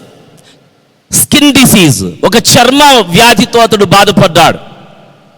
ఆ వ్యాధి పేరు ఇక్కడ వ్రాయబడలేదు. నేటి దినాలలో కూడా ఒక విచిత్రమైనటువంటి తెగులు చేత మనం బాధపడుతూ ఉన్నాం. ఈ తెగులు ప్రస్తుతము అనేక మందిని భయపెడుతుంది, వచ్చిన వ్యక్తులని భయపెడుతుంది. యోబుకు వచ్చినటువంటి వ్యాధి అతనిని భయపెట్టింది, అతని చుట్టూ ఉన్నటువంటి వారికి భయము కలిగించింది. ప్రస్తుతం మనం ఉన్నటువంటి పరిస్థితి ఇదే. రెండవది, Job experience massive economic instability. యోబు ఒక్కసారిగా ఒక్క రోజులోనే తనకున్నటువంటి ఆస్తి అంతటినీ కూడా కోల్పోయాడు. ఎకనామిక్ ఇన్స్టెబిలిటీ, ఆర్థిక సంక్షోభమును యోబు ఎదుర్కొన్నాడు. ప్రస్తుతం ఉన్నటువంటి దినములు ప్రతి దేశము కూడా ఆర్థిక సంక్షోభాన్ని ఎదుర్కొంటూ ఉంది. మూడవది, యోబుకు ఈ గ్రంథములో 4 స్నేహితులు మనకు కనబడుతూ ఉంటారు. ఎలీఫెజు, బిల్దదు, జాఫరు, మధ్య భాగంలో ఎలీహు. 4 వ్యక్తులు కనబడుతూ ఉంటారు. యోబు ఉంటాడు. యోబుతో ఈ 4 కూడా ముచ్చటిస్తూ ఉంటారు. తమకు తోచినటువంటి సలహాలను ఇస్తూ ఉంటారు. అందరూ కలిసి 5. ప్రస్తుతం ఉన్నటువంటి పరిస్థితులలో మనము కూడా 5 కంటే ఎక్కువగా ఎక్కడా కూడా కూర్చుండకూడదు, సమావేశము కాకూడదు. 4 స్నేహితులు కూడా యోబుతో కూర్చుండి సంభాషిస్తూ ఉంటారు. మరి ఒక విషయాన్ని నేను మీ జ్ఞాపకం చేస్తున్నాను, మరి ఒక సిమిలారిటీని. అక్కడ కూర్చున్నటువంటి స్నేహితులు కానీ యోబు కానీ ఎవ్వరికీ కూడా ఆ ఉన్నటువంటి పరిస్థితి అర్థము కాలేదు. No one completely understood why Job was suffering so much. ఎందుకు యోబు బాధపడుతున్నాడో ఆ 4 అర్థము కాలేదు, యోబుకి అర్థము కాలేదు. ప్రస్తుతం మనం ఉన్నటువంటి కలవరం, మనం గందరగోళ పరిస్థితి అదే. చర్చిస్తున్నటువంటి వారికి అర్థము కాదు, చర్చను పెడుతున్నటువంటి వారికి అర్థము కాదు. ఎవ్వరికీ కూడా అర్థము కానటువంటి కలవరములో, గందరగోళములో మనము ఇమిడిపోయి ఉన్నాం. దేవుని ప్రియమైనటువంటి సంఘమా, ఈ పరిస్థితి అంతటినీ కూడా నేను జ్ఞాపకం చేసుకున్నప్పుడు చక్కగా ప్రస్తుతము మనం ఎదుర్కొన్నటువంటి పరిస్థితులకు ఇవన్నీ కూడా సరిపోల్చబడ్డాయి. యోబు ఒక్కసారే బాధపడినటువంటి వాడు కాడు. ఆ టైంకి అతని మీదకి బాధ వచ్చి వెంటనే వెళ్ళిపోలేదు. లాంగ్ సఫరింగ్, కొంతకాలము అతడు బాధను అనుభవించాడు. ఇంచుమించు 9 నెలల పాటు అని థియోలాజియన్స్ తెలియజేస్తూ ఉన్నారు. ఇక్కడ యోబు యొక్క సహనాన్ని మనము కనుగొనగలము. యోబు ఈ గ్రంథమంతటిలో కూడా ప్రధానమైనటువంటి బాధను ఏమి అనుభవించాడు అంటే, తన నడినెత్తి నుంచి అరికాలి వరకు కూడా అతడు బాధించబడుతూ ఉన్నాడు. కానీ సహనమును వ్యక్తపరిచినటువంటి వాడు. కీర్తనకారుడు అంటాడు, 27వ కీర్తన 5వ వచనము, ఆపత్కాలమున ఆయన తన పర్ణశాలలో నన్ను దాచును, ఆశ్రయదుర్గము మీద నన్ను ఎక్కించును. 32వ కీర్తన 7వ వచనము, నా దాగుకొను చోటు నీవే, శ్రమలో నుండి నీవు నన్ను రక్షించెదవు. శ్రమలో నుండి నీవు నన్ను రక్షించెదవు. మన దాగుకొను చోటు, ప్రస్తుతం ఉన్నటువంటి పరిస్థితులలో మనము దాగుకునేటువంటి చోటు ఏమిటి అంటే ప్రభు యొక్క నీడ మాత్రమే. ఆయనే మనకు ఆశ్రయమై ఉన్నాడు కనుక ఆ నీడలోనికి నడిపించబడటానికి మనం ప్రయత్నం చేయాలి. యోబుకు ఇంత శ్రమ కలిగినప్పుడు అన్నీ విడిచి వెళ్ళిపోయాయి, దేవునిని యోబు విడిచిపెట్టలేదు. యోబును అన్నీ విడిచి వెళ్ళిపోయాయి, యోబు మాత్రము దేవునిని విడిచిపెట్టకుండా బ్రతికాడు. ఈ లోకంలో మనల్ని అన్నీ విడిచి వెళ్ళిపోతాయి, మనము దేవునిని విడిచిపెట్టకుండా బ్రతకవలసినటువంటి వారమై ఉన్నాం. వెళ్ళిపోతున్నటువంటి వాటి వైపు చూడకుండా వాటిని ప్రసాదించినటువంటి దేవుని వైపు చూడగలిగితే ఈ లోకములో నీ ఖ్యాతి ఇనుమడింప చేయబడుతుంది. యోబు యెహెజ్కేలుకు ముందుగా 1400 సంవత్సరములు ముందుగా బ్రతికినటువంటి వాడు. కానీ యెహెజ్కేలు గ్రంథములో 14వ అధ్యాయము 14వ వచనములో దేవుడు జ్ఞాపకం చేస్తున్నాడు. అక్కడ భూమి మీద అత్యంత నీతిమంతులైనటువంటి వారిని దేవుడు జ్ఞాపకం చేస్తూ ఉన్నాడు. 3 పేర్లను అక్కడ మనము చూస్తూ ఉన్నాము, నోవహు, దానియేలు, యోబు. నోవహు, దానియేలు, యోబు వీరు ముగ్గురు కూడా ఈ భూమి మీద అత్యంతమైనటువంటి నీతిమంతులు అని దేవుడు తెలియచేస్తూ ఉన్నాడు. కొన్ని వందల ఏండ్లు గడిచిపోవచ్చు, కానీ నీ నీతియుక్తమైనటువంటి జీవితము అనేక మందికి ఆదర్శప్రాయముగా మిగులుతుంది. దేవుని ప్రియమైనటువంటి వారలారా, ఈ క్రైసిస్ అంతటిలో కూడా ఈ పరిశుద్ధ సమయములో యోబును జ్ఞాపకము చేసుకున్నట్టు ద్వారా ఈ ఆపత్కాల సమయంలో దేవుడు మనలను ఆశీర్వదించాలని నేను భావిస్తూ ఉన్నాను. కొన్ని మాటలను ఉదయకాల సమయమందు మనము ధ్యానం చేద్దాం. మొట్టమొదటి విషయాన్ని మీ జ్ఞాపకం చేస్తూ ఉన్నాను. యోబు యొక్క జీవితము ద్వారా మొట్టమొదటి మాట, we should not lose our testimony when we lose our identity. We should not lose our testimony when we lose our identity. నీ గుర్తింపును నీవు కోల్పోయినప్పుడు నీ సాక్ష్యమును నీవు కోల్పోవద్దు. నీ గుర్తింపును నీవు కోల్పోయినప్పుడు నీ సాక్ష్యమును నీవు కోల్పోకూడదు. మొదటి వచనం మీరు చూడండి. ఊజు దేశమునందు యోబు అను ఒక మనుష్యుడుండెను. అతడు యథార్థవర్తనుడును న్యాయవంతుడునై దేవుని యందు భయభక్తులు కలిగి చెడుతనమును విసర్జించినటువంటి వాడు. చివరి రెండు మాటలను మీరు చూడండి. దేవుని యందు భయభక్తులు కలిగిన వాడై చెడుతనమును విసర్జించినటువంటి వాడు. ఎప్పుడైతే దేవుని యందు భయభక్తులు కలిగి ఉంటాడో అప్పుడు చెడుతనమును విసర్జించగలుగుతాడు. అప్పుడు అతడు యథార్థవంతుడవుతాడు. అప్పుడు అతడు న్యాయవంతుడవుతాడు. ఇంగ్లీష్లో వ్రాయబడినటువంటి మాట ఏమిటంటే he is blameless and upright. Blameless means a perfect man, a complete man, పరిపూర్ణమైనటువంటి వాడు. అప్రైట్, న్యాయవంతమైనటువంటి వాడు. ఇది ఇతిహాసము కాదు, ఇది ఒక పారబుల్ కాదు, ఉపమానము కాదు, జరిగినటువంటిది, అక్షరాలా జరిగినటువంటిది ఈ గ్రంథములో పొందుపరచబడి ఉంది. అందుకే చాలా క్లియర్గా అంటున్నాడు, ఊజు దేశమునందు. యోబు యొక్క స్నేహితులను కూడా మీరు చూడండి. ఎలిఫెజ్ మొదలుకొని ఎలిహు వరకు కూడా వారి యొక్క ప్రాంతములు, వారి యొక్క ప్రదేశములు కూడా వారి పేరు వెనుక వ్రాయబడ్డాయి. ఇది జరిగినటువంటిది. ఊజు అనేటువంటి ఈ దేశము యొక్క పేరు, ఊజు అనేటువంటిది ఎదోము యొక్క పేరు. మొట్టమొదటిగా ఊజు అన్నారు, తరువాత అది ఎదోము అయ్యింది, ఏడమ్ అయ్యింది. ఏడోమైట్స్ అందరినీ కూడా యాషావు యొక్క వంశస్థులు, వారిని మనము చూడవచ్చు. ఈ ఊజు దేశం ఎక్కడ ఉంది? ప్రస్తుతం ఈ యొక్క దేశం పేరు ఏమిటంటే Jordan. The southern part of the Jordan and the northern part of Saudi Arabia. సౌదీ అరేబియాకు యోర్దానుకు మధ్యలో ఉన్నటువంటి ప్రాంతం ఇది. మన సంఘ బిడ్డ రాజ్ కిషోర్ సౌదీ అరేబియాలో ఉన్నాడు. తాను ఈ యొక్క యోబు సమాధిని దర్శించాడు. మన పాస్టర్ గారు రెవరెండ్ రంజిత్ గారు కూడా లాస్ట్ ఇయర్ సౌదీ అరేబియా పరిచర్య నిమిత్తం వెళ్ళినప్పుడు నాకు చెప్పారు, యోబు యొక్క సమాధిని నేను దర్శించాను తమ్ముడు అని. ఇప్పటికీ కూడా యోబు యొక్క సమాధి అక్కడ ఉంది. ఇది యోబు ఎందుకు ఈ మాటలు జ్ఞాపకం చేస్తున్నానంటే యథార్థముగా జరిగినటువంటి సంఘటన ఇది. కల్పిత గాథ కాదు, పురాణము కాదు, ఇతిహాసము కాదు, ఎవరో చెప్పినటువంటి కట్టుకథ కాదు.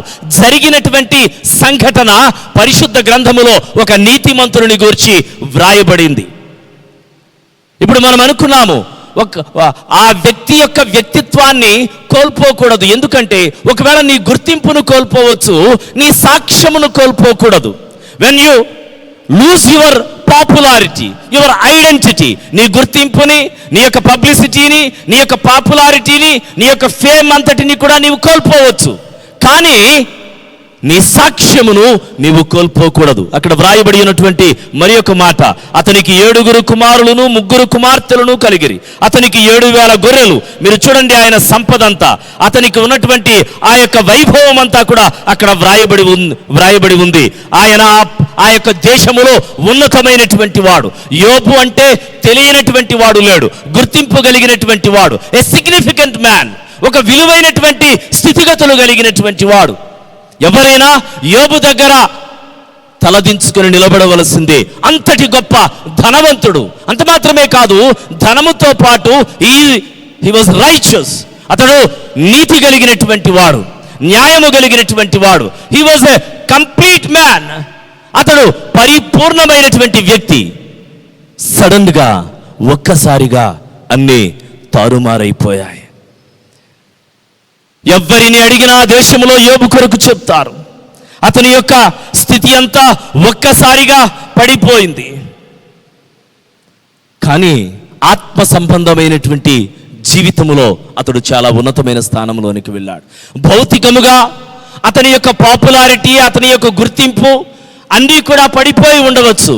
కానీ ఆత్మీయముగా క్రొత్త నిబంధనలో కూడా పరిశుద్ధుడైనటువంటి యాకోబు యోబును జ్ఞాపకం చేస్తూ ఉన్నాడు. యాకోబు పత్రిక 5వ అధ్యాయము 11వ వచనము, సహించిన వారిని ధన్యులను కొనుచున్నాము కదా, మీరు యోబు యొక్క సహనమును గూర్చి వింటిరి. ఆయన ఎంతో జాలియు కనికరమును గలవాడని మీరు తెలుసుకొని ఉన్నారు. ఆయన ఎంతో జాలియు కనికరము కలిగినటువంటి వాడని మీరు తెలుసుకొని ఉన్నారు. ఆ దేశంలో Job is the largest man, he is the heaviest man. Heaviest means బరువైనటువంటి స్థూలకాయస్తుడని కాదు. He is having weight of reputation, పేరు ప్రఖ్యాతులు కలిగినటువంటి వాడు. మోడర్న్ డేస్లో చెప్పాలి అంటే అరబ్ దేశములలో షేక్స్ ఎంత వైభవాన్ని కలిగి ఉంటారో, ఎంత రిచ్గా ఉంటారో అటువంటి స్థితిని అనుభవించినటువంటి వాడు. He is significantly powerful, he is significantly influential, he is significantly spiritual, and also he is significantly painful. అతడు ఎంత శక్తిమంతుడో అంత బాధను అనుభవించినటువంటి వాడు. దేవుని ప్రియమైనటువంటి వారలారా, ఒకవేళ ఈ లోకములో నీ పేరు ప్రఖ్యాతులు ఒక్కసారిగా పడిపోవచ్చు. నిన్ను పొగిడినటువంటి వారే నిన్ను దూషించేటువంటి పరిస్థితులు రావచ్చు. నీ ఐడెంటిటీ పడిపోతుంది. ఒక దినమందు ఆహా ఓహో అని నీ వెనుక తిరిగినటువంటి వారే నిన్ను నిందించేటువంటి పరిస్థితులకు రావచ్చు. ఏదో పాపము చేశాడు, ఏదో తప్పు చేశాడు, ఏదో చేయకూడనటువంటి కార్యము చేశాడు, అందుకే ఈ స్థితిలోనికి వెళ్ళిపోయాడు అని అనేక మంది యోబుని గురించి మాట్లాడుకొని ఉండవచ్చు. ఐడెంటిటీ కోల్పోయాడు, సాక్ష్యాన్ని మాత్రము నిలువబెట్టుకున్నాడు. దేవుని ప్రియమైనటువంటి వారలారా, యోబు యొక్క స్థితిని ఒక్కసారి మనం జ్ఞాపకం చేసుకున్నప్పుడు, యోబు యొక్క పరిస్థితి అంతటినీ కూడా ధ్యానము చేస్తూ ఉన్నప్పుడు ఒకటి అనిపిస్తుంది, మనకంటే పూర్వీకులు బాధలను అనుభవించినటువంటి వారు. అన్నీ ఉన్నా యోబుకు, కానీ విపరీతమైనటువంటి శోకం అనుభవించాడు. ఇప్పుడు మనం అనుకుంటున్నాం, ఏమిటి బాధ, ఏమిటి కష్టము, ఇవన్నీ కూడా మనస్సును తొలిచేస్తూ ఉన్నాయి. ఒక్కసారి మీరు న్యూస్ చూస్తూ ఉన్నప్పుడు శరణార్థుల వైపు చూడండి. ఒక్కసారి పొట్ట చేతబట్టుకొని తరలిపోతున్నటువంటి 100 కిలోమీటర్లు నడిచి వెళుతున్నటువంటి వలస కార్మికుల వైపు చూడండి. పూట కూడా గడవనటువంటి దిక్కుమాలిన పరిస్థితుల్లో ఉన్నటువంటి నిరుపేదలను చూడండి. కరోనా రోగము కంటే పెద్ద రోగమైనటువంటి పేద రోగముతో బాధపడుతున్నటువంటి భారతదేశంలో నలిగిపోతున్నటువంటి వారిని మీరు చూడండి. ఎంత భయంకరమైనటువంటి వాతావరణమో. కానీ ఒక గొప్ప ధనవంతుడు కూడా ఈ స్థితిని అనుభవించాడు. మన పూర్వీకులు బాధలను అనుభవించినటువంటి వారే. మన యొక్క పూర్వీకులు మనకు భక్తి విశ్వాసములతో పాటు శ్రమలను జయించటానికి మనకు అనుభవాలను మిగిల్చినటువంటి వారే. యోబు మనకంటే ఎక్కువ శ్రమను అనుభవించాడు. Job is not only a significant man, he is the man of suffering. ఎక్కువ వ్యధను బాధను అనుభవించినటువంటి వాడు. మనలో చాలా మంది ఐడెంటిటీ కలిగి ఉంటాం. మన ఐడెంటిటీ అంతా కూడా మన వ్యాలెట్స్లో ఉంటుంది. మన ఐడెంటిటీ అంతా కూడా మనము ఇచ్చేటువంటి మన యొక్క విలువను తెలియజేసేటువంటి విజిటింగ్ కార్డో, లేకపోతే మన యొక్క పరిస్థితినో చెప్పుకుంటే మన యొక్క ఐడెంటిటీని ఎదుటివారు గుర్తిస్తూ ఉంటారు. యోబు చెప్పనవసరం లేదు, ఊజు దేశంలో యోబు కంటే ధనవంతుడైనటువంటి వాడు లేడు. ఐడెంటిటీ కోల్పోయినటువంటి, భౌతికముగా ఐడెంటిటీ కోల్పోయాడు, కానీ ఆత్మ సంబంధముగా తన గుర్తింపును దేవుడు గుర్తిస్తూ ఉన్నాడు. అందుకే గడిచిన వర్తమానంలో మీకు తెలియజేస్తాను, మన పౌరస్థితి పరలోకమందు ఉంది. మన ఐడెంటిటీ అంతా కూడా ప్రభువు దగ్గర ఉంది. నన్ను ఎవరు గుర్తించటం లేదు, ఎవరు పట్టించుకోవటం లేదు, ఎవరు కూడా నా యొక్క నేను చెప్పేటువంటిది చేయటం లేదు. ఇవన్నీ కూడా మనము ఆలోచిస్తూ ఉంటాము. సొసైటీలో కానీ, సంఘంలో కానీ, ఫ్యామిలీలో తల్లిదండ్రులు కూడా బాధపడుతూ ఉంటారు. ఐడెంటిటీ కొరకు తాపత్రయపడుతూ ఉంటారు. నేటి దినమందు దేశాన్ని పట్టి పీడిస్తున్నటువంటి విషయం ఏమిటంటే, ఐడెంటిటీ కొరకు ఇంకా పాలిటిక్స్ చేస్తున్నటువంటి వారు ఉన్నారు. గుర్తించాలి, అనేక మంది గుర్తించాలి. నిన్ను దేవుడు గుర్తిస్తూ ఉన్నాడు. యోబు ఆత్మ సంబంధమైనటువంటి ఐడెంటిటీని కాపాడుకున్నాడు. బాహ్యపరమైనటువంటి ఐడెంటిటీకి అతడు దూరం అయిపోయాడు. ఒకవేళ ఈ సమాజంలో నీ గుర్తింపును ఎదుటివారు నీకు ఇవ్వకపోవచ్చు, నిన్ను గుర్తించలేకపోవచ్చు, కానీ ఆత్మ సంబంధమైనటువంటి గుర్తింపును నీవు కలిగి ఉన్నావు. యోసేపు తన ఐడెంటిటీని కాపాడుకుంటూ ఉన్నాడు, ఆత్మ సంబంధమైనటువంటి విలువలతో కాపాడుకుంటూ ఉన్నాడు. అతని యొక్క పరిస్థితి అంతా కూడా చాలా భయంకరమైనటువంటిది, కానీ ఆత్మీయముగా అతడు తన యొక్క ఉనికిని కాపాడుకునేటువంటి వాడు. గలతీలకు రాసినటువంటి పత్రిక 5వ అధ్యాయము 16వ వచనము, ఆత్మానుసారముగా నడుచుకొనుడి, అప్పుడు మీరు శరీరేచ్ఛలను నెరవేర్చరు. ఆత్మ సంబంధమైనటువంటి వ్యక్తులముగా బ్రతకడానికి మనం ప్రయత్నం చేద్దాం. శరీరేచ్ఛలను నెరవేర్చేటువంటి ఆలోచనలే ఎంతటి భయంకరమైన అపాయకరమైన పరిస్థితులు ఈ అంత్య దినములలో కలుగుతూ ఉన్నా తమ యొక్క శరీర సంబంధమైనటువంటి ఆలోచన విధానాన్ని మార్చుకోలేనటువంటి మనుష్యులు ఎంతో మంది సంఘాలలో ఉన్నారు. ఈ ఉదయకాల సమయమందు హృదయము కదిలించబడాలి, మనస్సు మార్చబడాలి. మత మార్పిడి కాదు నా ప్రియమైనటువంటి వారులారా, మనస్సు మార్పిడి జరగాలి. ప్రపంచములో మనస్సు మారాలి. ప్రతి ఒక్కరూ దేవుని యందు భయముతో బ్రతకాలి. యోబు ఎవరు అంటే అతడు యథార్థవంతుడు, అతడు న్యాయవంతుడు. ఎందుకో తెలుసా? అతడు దేవుని యందు భయభక్తులు కలిగినటువంటి వాడు, అతడు చెడును విసర్జించినటువంటి వాడు. అందుకే అతడు ఐడెంటిటీ పొందుకున్నాడు. అతని గుర్తింపు ఎక్కడికి వెళ్ళింది అంటే, శాటన్ ప్రభు దగ్గరకు, దేవుని దగ్గరకు వచ్చినప్పుడు దేవుడే యోబును గురించి సాక్ష్యం ఇస్తూ ఉన్నాడు. సాతానుతో అంటున్నాడు, నీవు నా భక్తుడైనటువంటి యోబును చూచితివా? ఈ భూమి మీద అందరికీ ఆయనంటే ఇష్టం ఉండదు, కానీ నాకు ఆయన ప్రీతికరమైనటువంటి వాడు.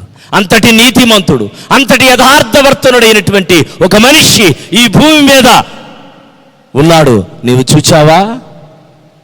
దేవుని ప్రియమైనటువంటి వారలారా, సాక్షాత్తు దేవుడే నిన్ను గుర్తిస్తూ ఉన్నాడు.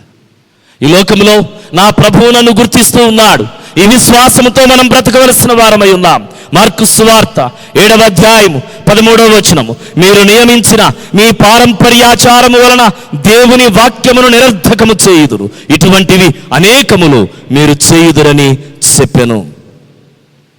మీకు నియమింపబడినటువంటి పారంపర్య ఆచారముల వలన దేవుని వాక్యమును మీరు నిరర్థకం చేస్తూ ఉన్నారు. మీరు పెట్టుకునేటువంటి నియమములన్నిటినీ కూడా మీరు పాటిస్తూ ఉన్నారు.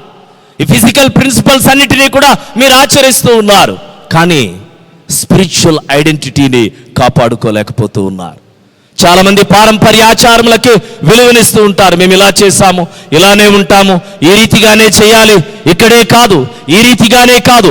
ఎక్కడ 2-3 కూడి ప్రార్థన చేస్తారో దేవుడు ఎందుకని ఈ మాటను పలికాడో తెలియదు, కానీ నేటి దినమందు 2-3 కూడుకొనే ప్రార్థన చేయాలి. ఎక్కువ మంది గ్యాదర్ అవ్వడానికి లేదు. భవిష్యత్ తిరిగినటువంటి దేవుడు ఎక్కడ 2-3 కూడుకొని ఉంటారో అక్కడ నేను ఉంటానని వాగ్దానం చేస్తాడు. పెయిన్, సఫరింగ్, ట్రయల్స్, డిస్పైర్ ఇవన్నీ కూడా తొలగిపోతాయి. నీ ఐడెంటిటీని దేవుడు గుర్తిస్తూ ఉన్నాడు. మనుష్యుల యొక్క గుర్తింపు కొరకు ఎందుకు తాపత్రయపడతావు? మనుషులు గుర్తించడం లేదని ఎందుకు నీవు ఆశపడతావు, దిగులు పడతావు? మనుషుల యొక్క గుర్తింపును కోరుకోవద్దు.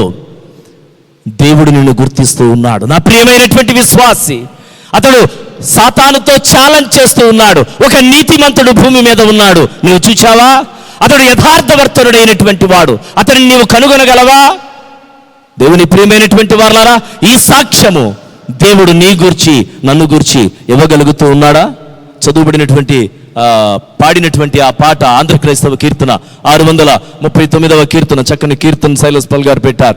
ఆ కీర్తనలో మీరు చూసినట్లయితే ఆ కీర్తన అంతా కూడా అంత్య దినములలో అపాయకరమైనటువంటి పరిస్థితులను గూర్చి వ్రాయబడి ఉంది. జడ్జిమెంట్ ఆఫ్ గాడ్, దేవుని యొక్క తీర్పు ఏ రీతిగా మన మీదకు రాబోతూ ఉందో. ఆయన ఒక దినమందు సింహము వలె జడ్జిగా వచ్చినప్పుడు ఏ విధమైన స్థితిలోనికి, జీవ గ్రంథం విప్పినప్పుడు ఏ స్థితిలోనికి మన క్రియల చొప్పున మనము నడిపించబడతామో చాలా స్పష్టముగా ఆ పాట పాడుట ద్వారా దేవునిని ఆరాధించాం. ఒకటే గమ్యం, ఒకటే లక్ష్యం.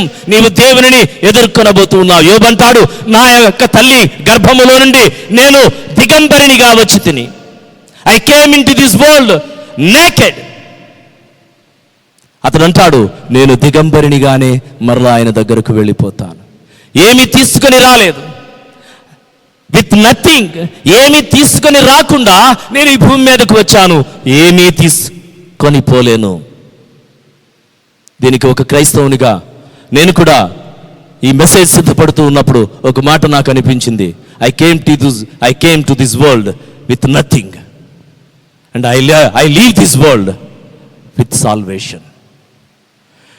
యోబు యొక్క మాటలు నేను ఏమీ తీసుకొని రాలేదు, నేనేమీ తీసుకొని పోలేను అంటున్నాడు. కానీ నా విశ్వాసం ఏమిటో తెలుసా? నేను ఈ లోకంలోనికి నా తల్లి గర్భంలో నుండి ఏమీ తీసుకొని రాలేదు, కానీ నా ప్రభువు దగ్గరకు నేను రక్షణను తీసుకొని వెళుతూ ఉన్నాను. రక్షించబడినటువంటి వ్యక్తిగా, అనేక మందికి రక్షణను ప్రసాదించినటువంటి వ్యక్తిగా నేను వెళ్తూ ఉన్నాను. I leave this world with salvation, I came to this world with nothing. నేను ఈ భూమి మీదకు ఏమీ లేకుండా వచ్చాను, రక్షణార్థమైనటువంటి జీవితముతో నా ప్రభువు దగ్గరకు వెళతాను. నా ఐడెంటిటీ నా ప్రభువు దగ్గర ఉంది, నా గుర్తింపు నా ప్రభువు నాకు అనుగ్రహిస్తూ ఉన్నాడు. అందువలన మేము ఎవరము కూడా మన యొక్క సాక్ష్యాన్ని కోల్పోకూడదు. We should not lose our testimony when we lose our identity. And the second one, we should not lose our testimony when we lose our possessions. మన దగ్గర ఉన్నటువంటి ఆస్తిపాస్తులను కోల్పోయినప్పుడు మన సాక్ష్యాన్ని మనము కోల్పోకూడదు. మొట్టమొదటిగా నీ గుర్తింపును కోల్పోతే నీ సాక్ష్యాన్ని నీవు కోల్పోకూడదు. రెండవది, నీకున్నటువంటి ఆస్తిపాస్తులను నీవు కోల్పోతూ ఉన్నప్పుడు నీ యొక్క సాక్ష్యాన్ని నీవు కోల్పోకూడదు. పొసెషన్స్, స్వాధీనపరుచుకునేటువంటివి. యోబు ఏదైతే స్వాధీనపరుచుకున్నాడో అదంతా మటుమాయమైపోయింది. ఒక్క గడియలోనే అతని ఆస్తి అంతా ఆవిరైపోయింది, కానీ సాక్ష్యము విడిచిపెట్టలేదు. దేవుని ప్రియమైనటువంటి వారలారా, చదువుబడినటువంటి ఆ లేఖన భాగం 13వ వచనములో మీరు చూసినట్లయితే చక్కని మాటలు వ్రాయబడి ఉన్నాయి. ఒక దినమున యోబు కుమారులను కుమార్తెలను తమ అన్న ఇంట భోజనము చేయుచు ద్రాక్షారసము పానము చేయుచుండగా ఒక దూత అతని యొద్దకు వచ్చి ఎద్దులు నాగలి దున్నుచు గాడిదలు వాటి సమీపమున మేయుచునుండగా షబాయీయులు వాటి మీద పడి వాటిని పట్టుకొని పోయి. ఇక్కడ మనము ఒక ఆపదను కనుగొంటూ ఉన్నాం. 14వ వచనములో షబాయీయులైనటువంటి వారు వచ్చి ఎద్దులు గాడిదలు వాటిని దోచుకొని పట్టుకొని వెళ్ళిపోయారు. దేవుని ప్రియమైనటువంటి వారు, ఈ 13 నుంచి 19 వచనాలు మీరు చూసినట్లయితే 3 విధాలుగా యోబు దోపిడీకి గురయ్యాడు. The first one is terrorism, and the second one is natural disasters, and the third one is physical disease. మొట్టమొదటిది టెర్రరిజం. షబాయీయులైనటువంటి వారు, తదుపరి వచనాన్ని మీరు చూడండి, 17వ వచనము, కల్దీయులైనటువంటి వారు వచ్చి తన ఒంటెలను తీసుకుని వెళ్ళిపోయారు. షబాయీయులేమో ఎద్దులను గాడిదలను దోచుకొని వెళ్ళిపోయారు. కల్దీయులైనటువంటి వారు వచ్చి ఒంటెలను దోచుకొని వెళ్ళిపోయారు. టెర్రరిజం. నేటి దినమందు మనం చూసినట్లయితే టెర్రరిజం ప్రపంచాన్ని కమ్మేస్తూ ఉంది. ఈ తీవ్రవాదుల వల్ల, టెర్రరిస్టుల వల్ల దేశముల మీద పడి చిచ్చు పెడుతున్నటువంటి వారు, అనేకమైనటువంటి వాటిని ధ్వంసం చేస్తూ వారికి కావలసినవి దోచుకుంటున్నటువంటి వారు. ఈ యొక్క లెక్కల ప్రకారం ప్రతి సంవత్సరమునట 21,000 మంది 21,000 people are killed by terrorism per every year. ప్రతి సంవత్సరము 21,000 మంది ఈ యొక్క టెర్రరిజంలో మరణిస్తూ ఉన్నారు. నేటి దినమందు మనం చూసినట్లయితే ఈ యొక్క COVID-19 కూడా బయోవార్ అని చాలామంది చెప్తూ ఉన్నారు. ఒక రకమైనటువంటి విధ్వంసం ప్రపంచం మీద జరుగుతూ ఉంది. రెండవది న్యాచురల్ డిసాస్టర్స్. షబాయీయులు కల్దీయులు వచ్చి వాటిని దోచుకున్నారు. రెండవది ఆకాశము నుండి అగ్ని వచ్చి గొర్రెలనన్నిటినీ కాల్చివేసింది. గొప్ప సుడిగాలి వచ్చి యోబు యొక్క కుమారులు కుమార్తెలు ఒక ఇంట భోజనము చేయించు ఉండగా వారందరినీ గొప్ప సుడిగాలి వచ్చి కొట్టింది. వారందరూ పడి చనిపోయారు. న్యాచురల్ డిసాస్టర్స్ ఎవ్రీ ఇయర్ ప్రపంచం యొక్క లెక్కల ప్రకారము న్యాచురల్ డిసాస్టర్స్ జరుగుతూ ఉన్నాయి. ప్రతి సంవత్సరము 90,000 మంది ప్రకృతి వైపరీత్యములను బట్టి మరణిస్తూ ఉన్నారు. ఇదేమి ఇప్పుడు జరుగుతున్నటువంటిది కాదు, ప్రతి సంవత్సరము కూడా జరుగుతున్నటువంటిది. యోబు కాలం నుంచి ఇప్పటి వరకు కూడా జరుగుతూ ఉంది. టెర్రరిజం ఉంది, అప్పటిలో ఉంది, ఇప్పుడు కొనసాగుతూనే ఉంది. న్యాచురల్ డిజాస్టర్స్ ఉన్నాయి. And the third one, physical disease. యోబు తన యొక్క శారీరకమైనటువంటి రుగ్మత చేత బాధపడ్డాడు. దేవుని ప్రియమైనటువంటి వారలారా, షబాయీయులు వచ్చి, తనకున్నటువంటి కల్దీయులు వచ్చి, తమకున్నటువంటి ఆ యోబుకు కలిగినటువంటి ఆ యొక్క వస్తు సామాగ్రి అంతటిని కూడా వారు దోచుకుని వెళ్ళిపోయారు. అంటే యోబు ప్రయాణించేటువంటి ఆ యొక్క భార సాధకమైనటువంటి వాహనాలు, ఎద్దులు భారమును మోస్తాయి, గాడిదలు భారమును మోస్తాయి, ఒంటెలు ప్రయాణమునకు, ఎడారి ప్రయాణమునకు ఉపయోగపడతాయి. మీరు చూడండి, రెబెకా ఒంటెల మీద ప్రయాణము చేసి వచ్చి ఇస్సాకును ఎదుర్కొంది. ఇవన్నీ కూడా ప్రయాణ సాధకములైనటువంటివి. యోబు యొక్క భారము దేని మీద ఉంది అంటే ఒంటెల మీద, ఎద్దుల మీద, గాడిదల మీద ఉంది. అవి షబాయీయులు, కల్దీయులు దోచుకుని వెళ్ళిపోయారు. ఎందుకో తెలుసా? నీ భారమంతా యెహోవా మీద వేయి. నీవు ఒంటెల మీద కాదు నీ భారమును పెట్టేది, ఎద్దుల మీద కాదు నీవు ఆనుకునేది, గాడిదల మీద కాదు నీ భారమంతటిది మోపేటువంటిది. నీ భారము మోసేటువంటి వాడు దేవుడు ఉన్నాడు. ఒకవేళ షబాయీయులు వచ్చారు, కల్దీయులు వచ్చారు, దోచుకుని వెళ్ళిపోతారు. నీవు దేని మీదైతే ఆనుకుంటున్నావో వాటన్నిటినీ శత్రువులు దొంగిలిస్తూ ఉన్నారు. నేను నా వ్యక్తిగత జీవితంలో దేని మీదైతే ఆధారపడుతున్నానో, దేని మీదైతే ఆనుకుంటున్నానో అవన్నీ శత్రువుల వశమైపోతూ ఉన్నాయి. ఎందుకో తెలుసా? దేవుడు అంటూ ఉన్నాడు, నీవు నా మీద ఆధారపడు, నీవు నా మీద ఆధారపడు. నా ఆధారమును నన్నుగానే నీవు చేసుకోగలిగితే ఈ ఒంటెలు ఏ పాటివి, ఈ ఎద్దులు, ఈ గాడిదలు ఏ పాటివి? 500 చొప్పున కలిగి ఉన్నటువంటి ఇవన్నీ కూడా నీకు రెండంతలుగా ఆశీర్వదించబడేటువంటి స్థితి వస్తుంది. ఒక దినము రానయ్యుంది, కోల్పోతున్నటువంటివన్నీ తిరిగి పొందుకున్నటకు దేవుడు అవకాశం ఇస్తాడు. దేవుని ప్రియమైనటువంటి వారలారా, నీ పొజిషన్స్ అన్నీ తొలగిపోతున్నాయి. ఏవి నీవు స్వాధీనం పరుచుకున్నావో అవన్నీ కూడా తొలగిపోతూ ఉన్నాయి. నీ సాక్ష్యాన్ని కోల్పోవద్దు. నీ ఆస్తిపాస్తులు దూరం అయిపోతే దేవుని నీవు విడిచిపెట్టేయవద్దు, దేవుని నీవు దూరపరుచుకోవద్దు. ఎన్నటికీ కూడా దేవుని విడిచిపెట్టేటువంటి వారముగా మనము బ్రతకకూడదని మీకు జ్ఞాపకం చేస్తూ ఉన్నా.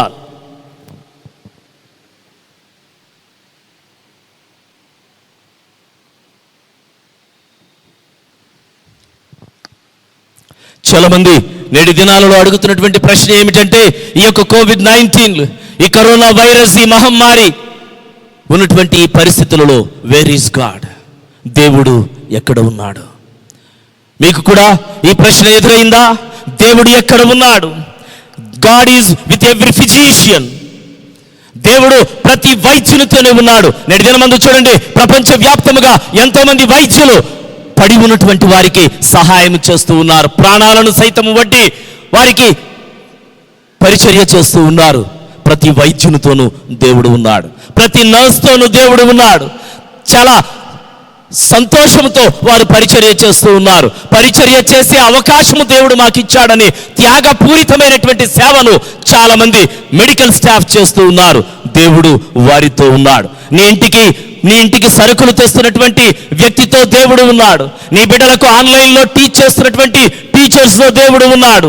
నీకు పారిశుద్ధ్యము చేస్తున్నటువంటి చిన్న చిన్న పనివారితో దేవుడు ఉన్నాడు. In every goodness God is with them. ప్రతి మంచిలోనూ దేవుడు ఉన్నాడు.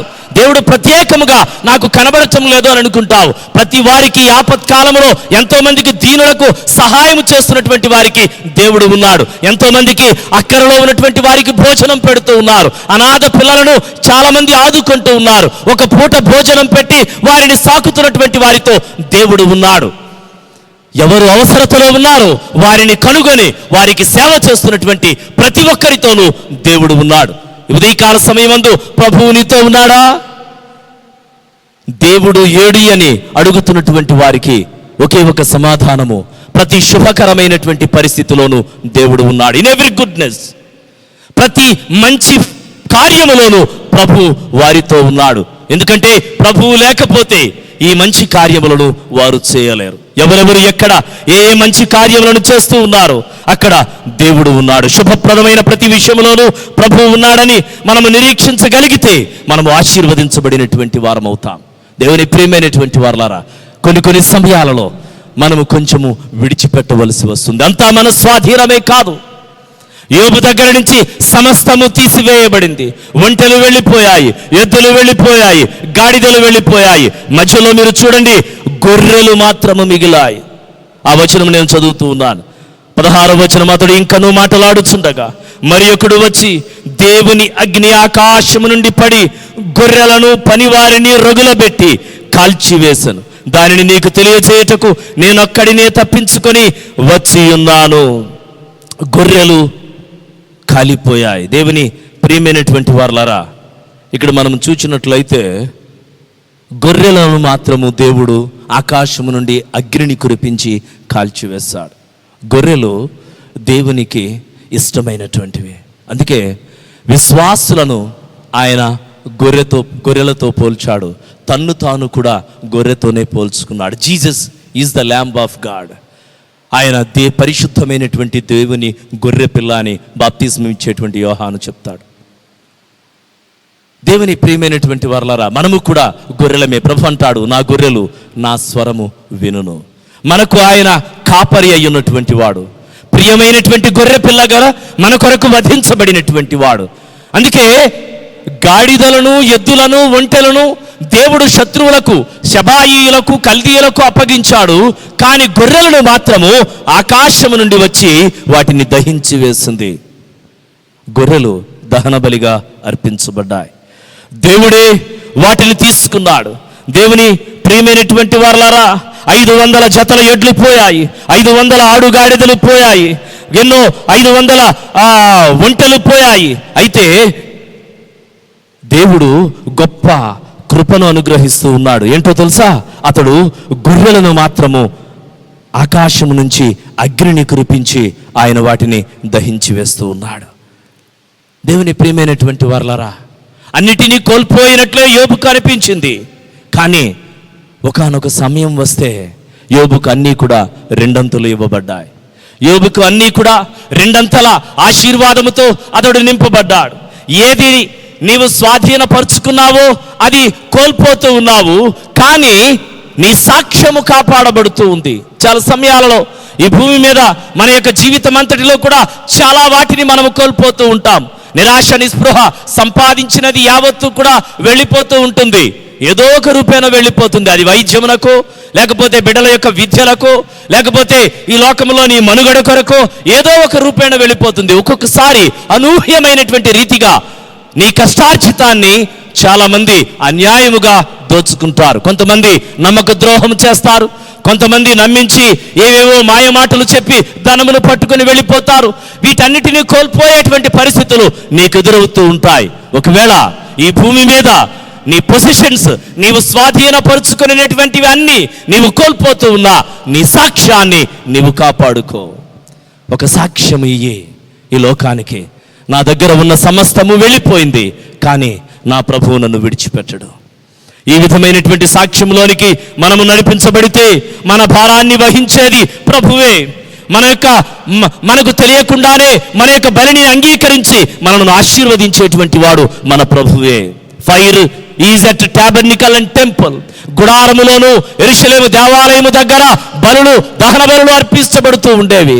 ఇప్పుడు యోబు తన గొర్రెలన్నిటినీ కూడా దహన బలిగా దేవుడు అంగీకరించాడు. Burnt offering to God. దేవునికి దహన బలిగా అవి అర్పించబడ్డాయి. దేవుని ప్రియమైనటువంటి వారలారా, తాళిమి ఉందా, ఓర్పు ఉందా? వీటన్నిటినీ మోయలేనటువంటి పరిస్థితిలోనికి నీవు వెళ్ళిపోతూ ఉన్నావా? నీ ఆస్తిని కోల్పోతూ ఉన్నావా? నీ భారము దేవుని మీద ఉంచు. నన్ను మోసేవాడు నా ప్రభువే, నా దేవుడే అని నీ విశ్వసించు. ఎడ్లు కాదు, గాడిదలు కాదు, ఒంటెలు కాదు, ఇవన్నీ పోతాయి. నీవు భారవాహకమైనటువంటి వాటన్నిటినీ కోల్పోతావు. నీ భారమంతా యేసుక్రీస్తు మీద ఉంచటానికి ప్రయత్నం చేసే. నిన్ను మోసే ప్రభువు నీకు తోడుగా ఉన్నాడు. ఒంటెలను యుద్ధములో వాడతారు. ఈ లోకములో ఒక యుద్ధము, ఒక పోరాటము. పౌలు అంటాడు, మంచి పోరాటము పోరాడి తిని విశ్వాసము కాపాడుకుంటుని, నా పరుగు కడముట్టించుతిని. మంచి పోరాటము, స్పిరిచువల్ బ్యాటిల్, ఆత్మ సంబంధమైనటువంటి యుద్ధములో మనం పాల్గొంటూ ఉన్నాము. వీటన్నిటినీ కోల్పోతూ ఉంటాము, ఇవన్నీ దూరమైపోతూ ఉంటాయి. ఈ యుద్ధములో మనము గెలవవలసినటువంటి వారమై ఉన్నాం. ఈ స్పిరిచువల్ బ్యాటిల్లో ఎన్నడూ నీవు కాంప్రమైజ్ కాకూడదు, ఎన్నడూ కూడా నీవు వైదొలిగిపోకూడదు. ఈ బ్యాటిల్లో విజయ పథాన నడిపించబడటానికి దేవుడు నీకు శక్తిని అనుగ్రహిస్తూ ఉన్నాడు. ఏది కోల్పోయినా నా ప్రియ విశ్వాసి నీవు బాధపడవద్దు, తిరిగి సమకూర్చే దేవుడు నీకు తోడుగా ఉన్నాడు. మూడవది, we should not lose our testimony when we lose our future. నీ భవిష్యత్తును నీవు కోల్పోయినప్పుడు నీ టెస్టిమోనీని నీవు విడిచిపెట్టవద్దు. నీ భవిష్యత్తును నీవు కోల్పోయినప్పుడు నీ సాక్ష్యాన్ని నీవు విడిచిపెట్టవద్దు. మొట్టమొదటిగా నీ ఐడెంటిటీ, నీ గుర్తింపును కోల్పోయినప్పుడు నీ సాక్ష్యాన్ని విడిచిపెట్టకూడదు. నీవు స్వాధీనపరుచుకునేటువంటి వాటిని అనగా నీ ఆస్తిపాస్తులను కోల్పోయినప్పుడు నీ సాక్ష్యాన్ని విడిచిపెట్టకూడదు. మూడవది, నీ భవిష్యత్తును కోల్పోయినప్పుడు నీ సాక్ష్యాన్ని విడిచిపెట్టకూడదు. చాలామంది అనుకున్నది జరగలేదని, భవిష్యత్తులో నేను డాక్టర్ అవుదామనుకున్నాను, ఇంజనీర్ అవుదామనుకున్నాను, ఉన్నతమైనటువంటి స్థానంలోనికి వెళదామనుకున్నాను, కష్టపడ్డాను, నిజమే, ఇవన్నీ కూడా నువ్వు జరిగించేటువంటివే. కానీ ఇవి నెరవేరలేదు కదా అని నీవు దేవునిని విడిచిపెట్టకూడదు. ఇవి నీ జీవితంలో చేకూరలేదు కదా అని నీవు దేవునిని విడిచిపెట్టకూడదు. నీ భవిష్యత్తు కోల్పోయినప్పుడు నీవు దేవునిని విడిచిపెట్టకూడదు. 18-19 వచనములు, అతడు మాటలాడుచుండగా వేరొకడు వచ్చి నీ కుమారులను కుమార్తెలను తమ అన్న ఇంట భోజనము చేయుచు ద్రాక్షారసము పానము చేయుచుండగా గొప్ప సుడిగాలి అరణ్య మార్గముగా వచ్చి ఆ ఇంటి 4 మూలలను కొట్టగా అది యవనుల మీద పడినందున వారు చనిపోయిరి. గొప్ప సుడిగాలి వచ్చి ఆ ఇంట 4 మూలలను కొట్టగా గొప్ప సుడిగాలి వచ్చింది. ప్రకృతి వైపరీత్యం, great disaster, a great tornado, 130 miles per hour. అంత వేగమైనటువంటి గాలి వీచి ఇంటి నలుమూలలను కొట్టినప్పుడు బిడ్డలందరూ పడి చనిపోయారు. ప్రపంచం యొక్క 4 దిక్కులను ఇప్పుడు గొప్ప సుడిగాలి కొడుతూ ఉంది. కరోనా వైరస్ అనేటువంటి ఈ సుడిగాలి ప్రపంచం యొక్క నలుమూలలను తాకుతూ ఉంది. అనేక మంది పడిపోతూ ఉన్నారు. దేవుని ప్రియమైనటువంటి వారలారా, సుడిగాలి వంటి కష్టములు నీ కుటుంబం మీదకు వస్తూ ఉన్నాయి. మరణకరమైనటువంటి బాధ. యోబుకు భవిష్యత్ ఏమిటి? బిడ్డలు లేకపోతే భవిష్యత్ ఏముంటుంది? The future of our name, the future of our image, నా యొక్క ఇంటి పేరును నిలబెట్టేటువంటి వారు లేకుండా పోయారే. నా పేరు ప్రఖ్యాతులు, నా వంశోద్ధరణ, ఇవన్నీ కూడా నేను కోల్పోయానే. భవిష్యత్తు లేదు. యోబుకి గొప్ప సుడిగాలి తాకింది యోబు యొక్క కుటుంబాన్ని.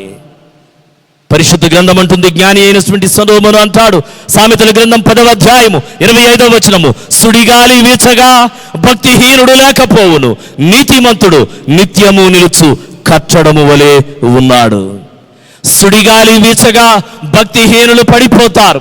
ఈ లోకంలో సుడిగాలి వీచినప్పుడు ఒకవేళ భక్తిహీనులు కూలిపోతారేమో, వారికి ఏదైనా అపాయము సంభవిస్తుందేమో, నీతిమంతుడు మరలా నిలువబడతాడు. యోబు కథ, ఈ బిడ్డలను గొప్ప సుడిగాలి వీచింది, నీ కుటుంబం మీదకి గొప్ప సుడిగాలి వస్తుంది. సుడిగాలి వంటి కష్టాలు నీ ఇంటి నలుమూలలను తాకుతూ ఉన్నాయి. అవి ఏ రూపంలోనైనా కావచ్చు. వ్యాధి రూపంలో, బాధల రూపంలో, కష్టాల కొలిమిలో నీవు ఇబ్బంది పడుతూ ఉన్నావు. చాలా చెప్పుకోలేనటువంటి బాధలు ఉన్నాయి, కుటుంబ సమస్యలు ఉన్నాయి, వైవాహిక జీవితంలో ఎన్నో పరిస్థితులు, ఇబ్బందికరమైన పరిస్థితులు ఎదుర్కొంటూ ఉన్నావు. ఇవన్నీ కూడా సుడిగాలి వంటివే. ఈ సుడిగాలి నిన్ను తాకుతూ ఉన్నప్పుడు కుప్పకూలిపోతూ ఉన్నావా? పడిపోతూ ఉన్నావా? యోబు కథ, యోబు బిడ్డలందరినీ కూడా ఈ సుడిగాలి బలిగొంది. కానీ 42వ అధ్యాయంలోనికి వచ్చేసరికి యోబుకు మరలా దేవుడు 7 కుమారులను 3 కుమార్తెలను అనుగ్రహించాడు. ఆ వచనంలో వ్రాయబడినటువంటి చివరి వచనంలో వ్రాయబడిన మాట, యోబు కుమార్తెలట ఆ దేశములో అందరికంటే అందమైనటువంటి వారు, సుగుణములు కలిగినటువంటి వారు, బాహ్యములోనూ ఆంతరంగికముగాను వారు అందమైనటువంటి వారు. దేవుడు కోల్పోయినటువంటి దానికంటే శ్రేష్టమైనటువంటి దానిని అనుగ్రహించేటువంటి వాడు. భవిష్యత్ కోల్పోతూ ఉన్నాను అని నీకు అనిపిస్తుంది. దానికంటే మంచి భవిష్యత్తు దేవుడు అనుగ్రహిస్తూ ఉన్నాడు. నీవు ఏ రంగములోనైనా, ఏ స్థితిలోనైనా ఉన్నతమైన స్థానంలోనికి నడిపించబడటానికి దేవుడు నిన్ను ఆశీర్వదిస్తూ ఉన్నాడు. దేవుని ప్రియమైనటువంటి వారలారా, యోబు యొక్క పరిస్థితి ఏమిటి? దుర్వార్త మీద దుర్వార్త.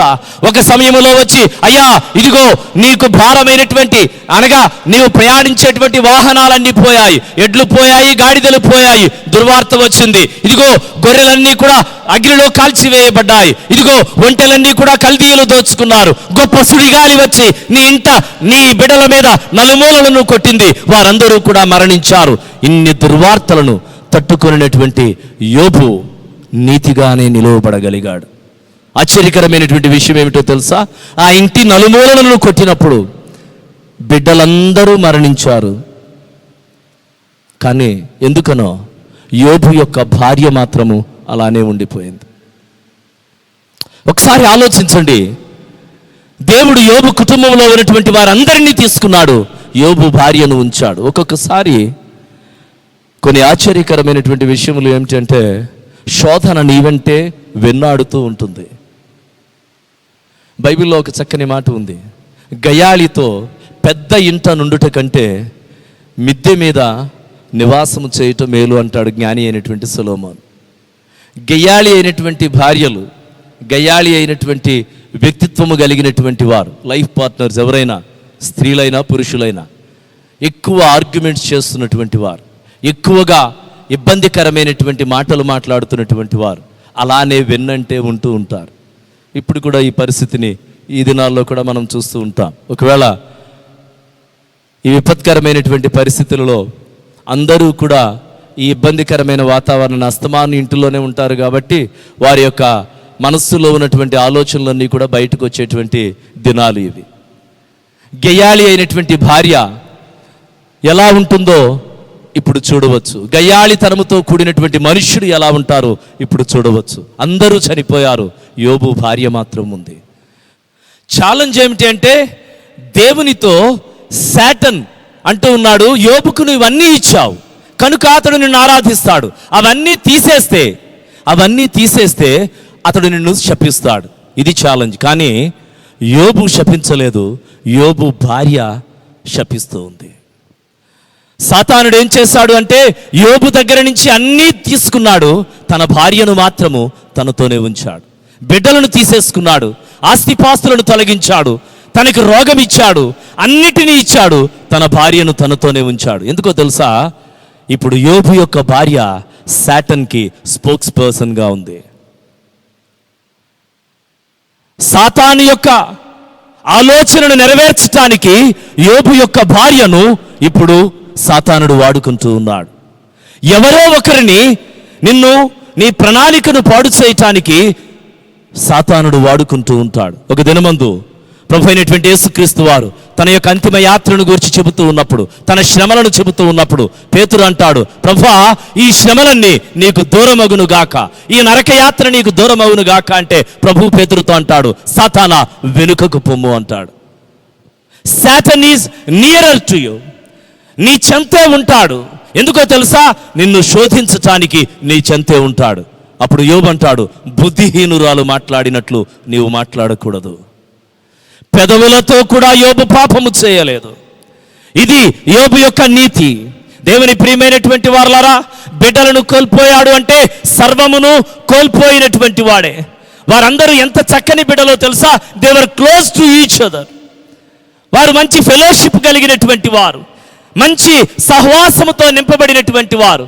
మీరు చూడండి, 7 కుమారులు కుమార్తెలు అందరూ ఒక్కచోటే భోజనపు బల్ల దగ్గర కూర్చొని వారు చక్కగా తమ అన్న యొక్క ఆతిథ్యాన్ని స్వీకరిస్తూ ఉన్నారు. మంచి హార్మోనీ ఉంది ఈ ఫ్యామిలీలో. గ్రేటెస్ట్ జాయ్, చాలా గొప్ప సంతోషముతో నింపబడినటువంటి కుటుంబం ఇది. నా ప్రియమైనటువంటి బిడ్డలారా, మీలో చాలా మంది కలిసి ఉండుటకు దేవుడిస్తున్నటువంటి వాక్యం ఇది. అన్నదమ్ములు, అక్క చెల్లెండ్రు అందరూ చక్కగా కలిసిమెలిసి ఉండేటువంటి కుటుంబము యోబు కుటుంబము. అందరూ బిడ్డలు ఒక్క చోటనే ఉన్నారు. యోబుకు ఎంత శోకము కలిగింది. అందరూ ఒకేసారి దూరమైపోయారు. అందరూ ఒకేసారి తొలగిపోయారు, వెళ్ళిపోయారు.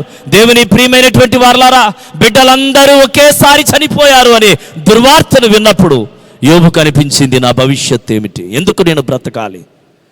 ఈ దుర్వార్త వినినప్పుడు యోబు భార్య కూడా ఒకవేళ అసహనానికి గురి కావచ్చు, ఆమె ఏ విధముగానైనా స్పందించవచ్చు, కానీ దేవునిని దూషించే స్థాయికి ఆమె వెళ్ళిపోయింది. ఆమె చేసిన పొరపాటు అది.